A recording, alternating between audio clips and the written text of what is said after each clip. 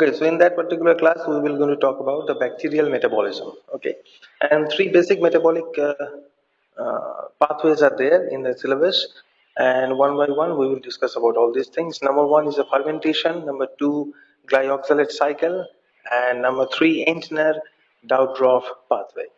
So the first thing that what we're going to talk about, that is fermentation. Now the basic concept of fermentation we all know about from the very beginning of the 11th 12th classes.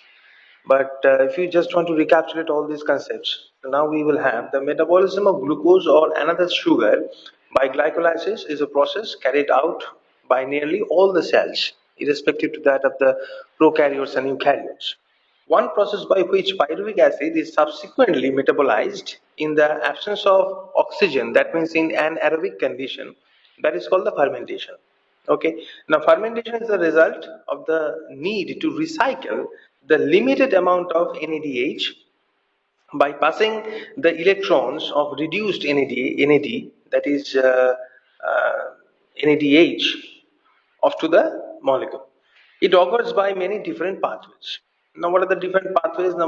In that particular, flow chart, you can observe that from glucose by means of the glycolysis, whenever there is a formation of pyruvic acid by means of the butyric fermentation may lead to the formation of butyric acid, butanol, isopropyl alcohol, acetone, and CO2. And this kind of fermentation may happen within the living tissues by means of the bacteria. Okay, and that may lead to the gangrene and other, tissue inflammatory disorders. Another pathway that is called the butanediol fermentation, by which butanediol and CO2 will be produced. And another process that is called the propionic fermentation, by which propionic acid, acetic acid, and CO2 that may be developed. Another fermentation, there is a mixed acid fermentation. There, acetic acid, succinic acid, ethyl alcohol, CO2, and H2 that may be produced. And two main category of the fermentation that we need to discuss about, that is called the homolactic fermentation, and number two, that is the alcoholic fermentation. So by means of the alcoholic fermentation, ethyl alcohol and CO2 are produced from the pyruvic acid, and this kind of fermentation is commonly used in the beverage industries or any other type of food industries. Okay, by means of which wine and different other some sugar, syrups, and all these things are basically produced. On the other hand, by means of the homolactic fermentation, lactic acid will be produced, and that lactic acid is basically that will be used in dairy industries. Okay, for the formation of curd or cheese or something like this, right? So fermentation is defined as a process that releases the energy from sugars or other organic molecules such as amino acid, organic acid, purine, and pyrimidines. Fermentation does not require oxygen, as I mentioned you earlier. Fermentation does not require the use of the TCA cycle or an electron transport chain. Fermentation uses an organic molecule synthesized in the cell as the final electron acceptor. Okay, and fermentation produces only small amount of ATP, only one or two ATP molecules for each molecule of starting material, that is pyruvic acid. Because much of the original energy in glucose remain in the chemical bonds of the organic end products such as lactic acid and ethanol. So the energy which is stored within the glucose, that will be invariably converted into the end product, that is lactic acid or ethanol, and from which we will have the same amount of energy. Okay, the two most important, as I told you earlier, two most important fermentation processes are alcoholic fermentation and homolactic fermentation. Now, at first we will need to talk about homolactic fermentation. Now, homolactic acid fermentation or homolactic fermentation, the simplest pathway for pyruvic acid metabolism is homolactic acid fermentation, in which only lactic acid is formed. Okay, that's why it is called homolactic. That means two molecules of lactic acid will be produced as the end product from the pyruvic acid by means of this particular fermentation mechanism. Pyruvic acid is converted directly to lactic acid using electrons from NADH. Reduced NAD means NADH. Unlike other fermentation, this type produces no gas. It occurs in some types of the bacteria called lactobacillus, and in case of streptococcus, Okay, and in case of the mammalian muscle cells, we also may observe this kind of fermentation a little bit amount.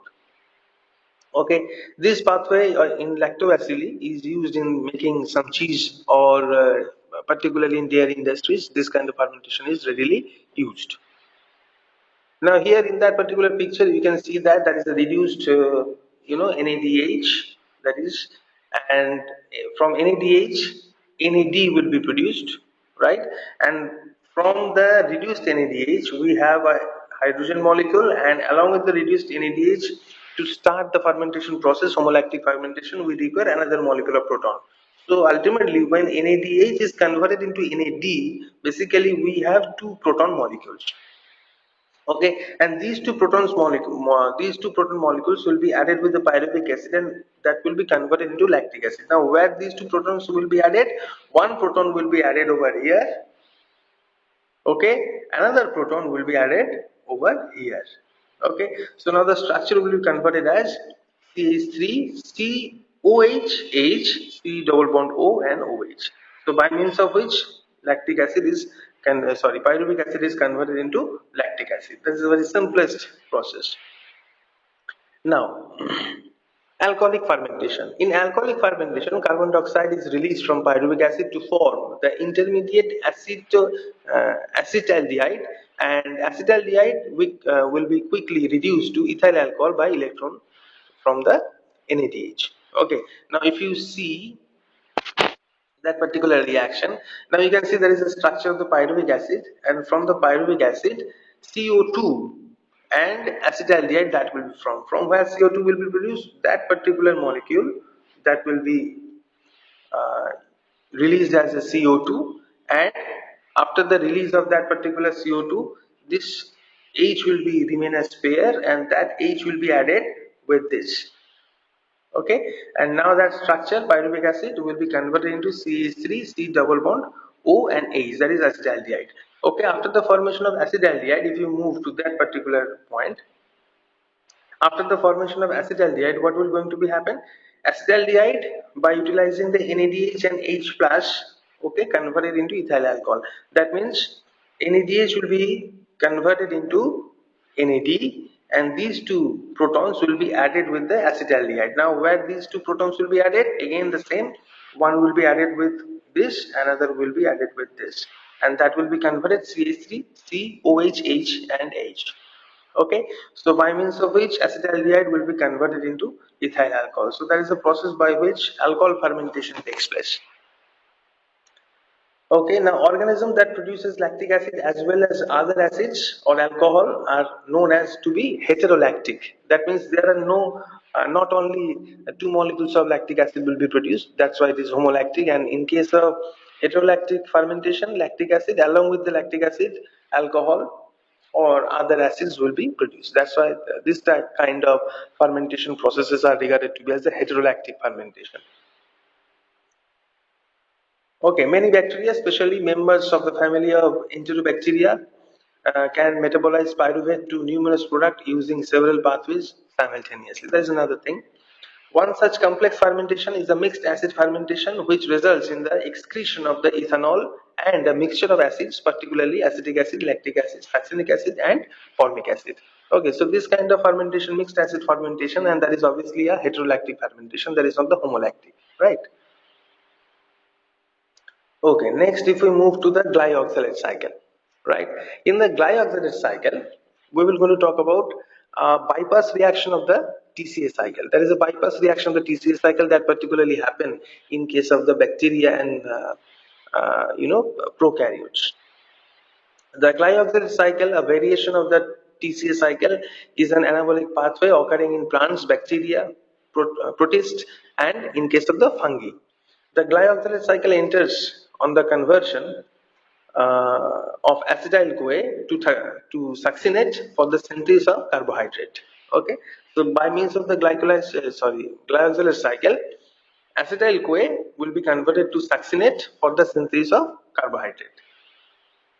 The glyoxylate cycle is used by some microorganisms when acetate is the sole carbon source.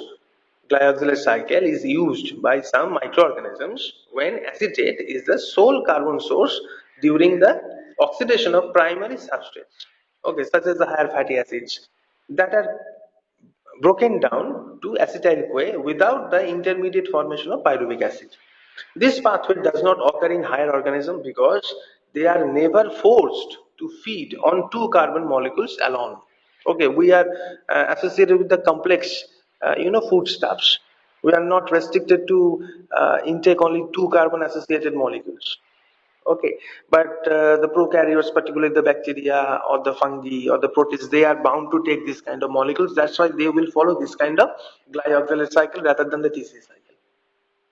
Okay, the specific enzymes for the glyoxylate cycle are isocitrate lyase and malate synthase. These are very important, and we can say the rate limiting enzymes for the glyoxylate cycle. Okay.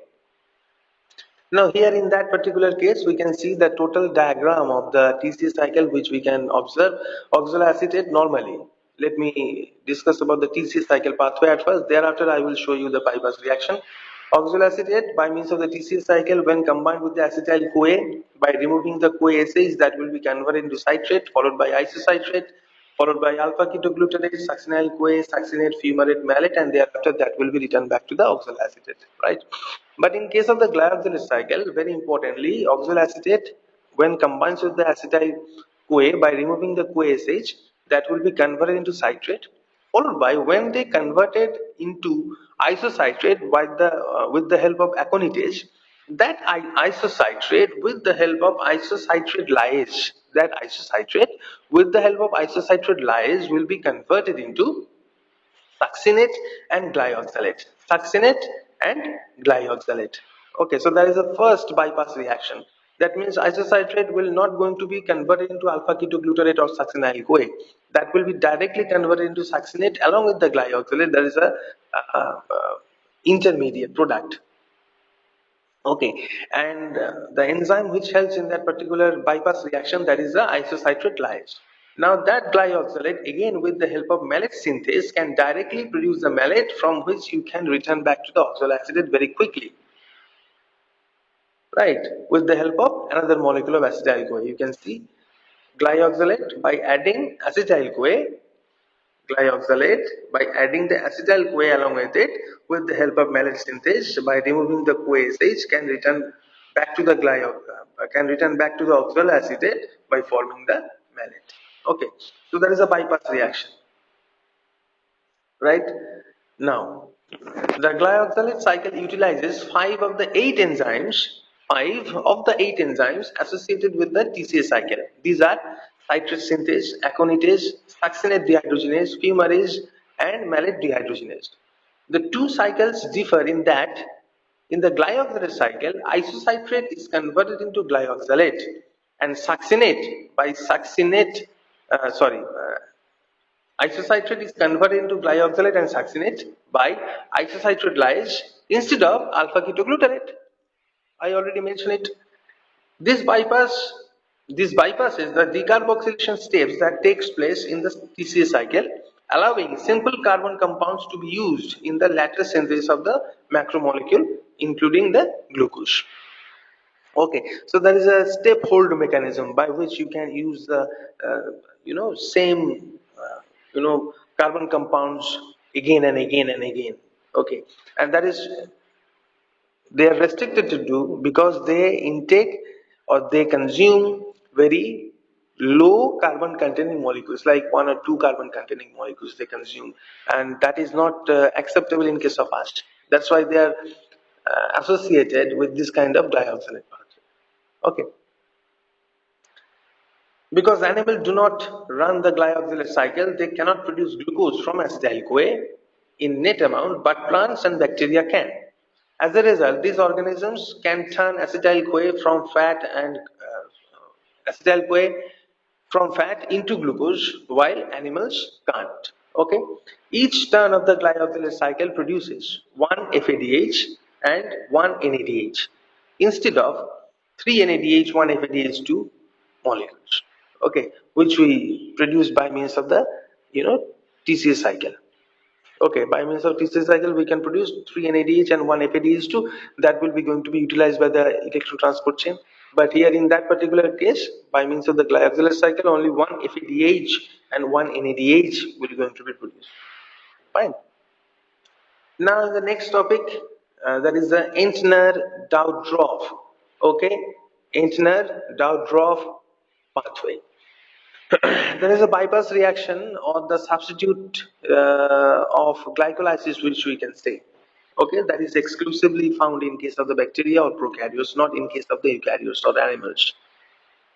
Okay, the Entner-Doudoroff pathway was first reported in 1952, and there at the right side you can see the two scientists, Doudoroff and the Entner. Although the Emden-Meyer pathway is the most common route for the conversion of 6-carbon sugars, hexose, to pyruvate by means of the glycolysis, the Entner-Doudoroff pathway is used by some soil bacteria like Pseudomonas, Rhizobium, Azotobacter, okay, Agrobacterium, and a few other gram-negative bacteria are also associated with this kind of pathway. To date, okay, very few gram-positive bacteria have been found to use this pathway, with the intestinal bacterium Enterococcus faecilis or fecalis being a rare exception. It is not used by the prokaryotes. Okay, as I told you earlier, mentioned earlier. The Entner-Doudoroff pathway essentially replaces the first phase of the first phase of the glycolysis, and produces pyruvate and glyceraldehyde triphosphate rather than two molecular glyceraldehyde triphosphate. So in case of the glycolysis, in the first phase of the glycolysis, at the end of the fifth step in the glycolysis, we can see that two molecules of the glyceraldehyde triphosphates are produced. But here in that case, here in the Entner-Doudoroff pathway, two molecules of glyceraldehyde triphosphate will not going to be produced. Instead of that, one molecule of glyceraldehyde triphosphate and one molecule of pyruvate that will going to be produced. Okay. The key intermediate in the pathway is 2-keto-3-deoxy 6-phosphogluconate or KDPG, which is formed from glucose by three reactions that consumes one ATP and produce one NADH. Okay, now let's see. Glucose with the help of ATP, here you can see, is converted into glucose 6-phosphate. Again, glucose 6-phosphate by utilizing NADP plus by producing NADPH converted into 6-phosphogluconate. Okay, and that 6-phosphogluconate, okay, will be converted into KDPG. That means 2-keto-3-deoxy 6-phosphogluconate that is not produced in case of the glycolysis also. And from that particular point, that KDPG will be differentiated into pyruvate and glyceraldehyde triphosphate. That means one molecule of glyceraldehyde triphosphate and one molecule of pyruvate that will be produced. And in the next 5 phases, what will going to be happen? By forming another molecule of NADH, by forming another 2 molecule of ATP, ultimately pyruvate will going to be produced. Okay, so that particular phase will be very similar to that of the glycolysis, but that particular phase is not very similar to that of the glycolysis. Okay, basically KDPG that is not produced in case of the glycolysis, that is produced in case of the ED pathway. Okay, let's move. KDPG is then cleaved to pyruvate and glyceraldehyde triphosphate. Bacteria that use this pathway also have the enzymes that function in the second phase of the glycolysis. These enzymes may be used to catabolize the glyceraldehyde triphosphate to form a second pyruvate molecule. If this occurs, then 2 ATP and 1 NADH are formed. Thus, the catabolism of one glucose molecule to 2 pyruvates by way of the ED pathway coupled with the second half of the glycolysis has a net production of 1 ATP, 1 NADH and 1 NADPH. During aerobic respiration, the NADH is used to transport electron to an electron transport chain. The NADPH is used as reducing power for the anabolic reaction. Okay, so that is all about the metabolic systems which are in the syllabus related to the D.Sc microbiology, and you all need to read about this. Okay, next video we will discuss about another aspect of the D.Sc microbiology. Thank you.